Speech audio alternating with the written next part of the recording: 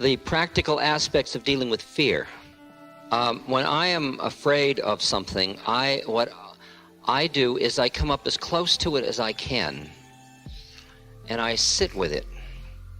And I watch my reactivity of wanting to create resistance against it, that which I'm afraid of. And I allow that myself to notice the resistance and keep softening about it by bringing to mind that which I fear, and keep doing like this to it, which is like embracing it into myself rather than because the resistance against something exacerbates the fear. There's no doubt about it.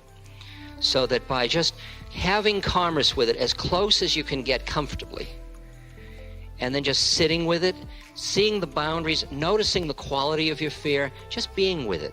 Don't push, don't grab, just see it as a process that comes out of conditioning, of identification, you can go back into the root of fear, which is identification. Because as long as you think you're something that's just vulnerable, you're going to be afraid.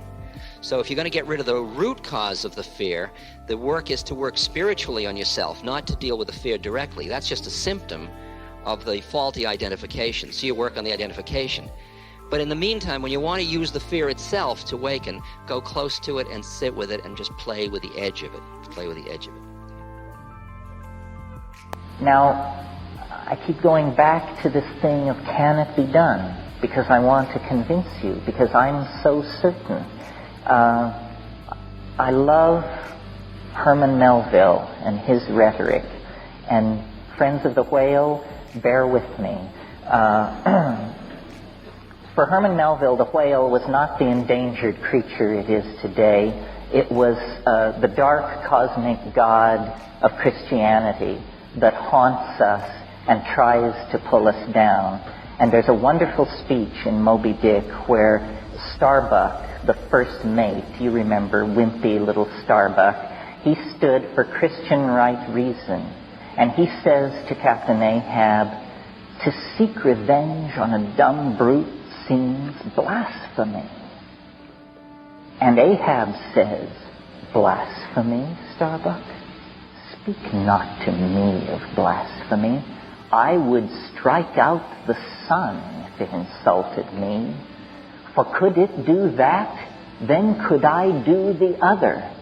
For there is ever a sort of fair play. And that's the point of that rap. There is a sort of fair play. You've been told from the cradle that the deck was stacked against you. Fall of man, original sin, so forth and so on. It's bullshit. It's absolute bullshit. There is a sort of fair play. And if you can get in touch with that in your life, you know, when Muhammad wouldn't come to the mountain came to Muhammad. That's fair play. And if you can have that perception, the world will begin to work for you. It will begin to move toward you as the mountain moved toward Muhammad. The mushroom said to me once, nature loves courage. Nature loves courage. And I said, what's the payoff on that? And it said, it shows you that it loves courage because it will remove obstacles. You make the commitment, and nature will respond to that commitment by removing impossible obstacles. Dream the impossible dream, and the world will not grind you under. It will lift you up. This is the trick. This is what all these teachers and philosophers who really counted, who really touched the alchemical gold, this is what they understood. This is the shamanic dance in the waterfall. This is how magic is done. It's done by hurling yourself into the abyss and discovering that it's a feather bed.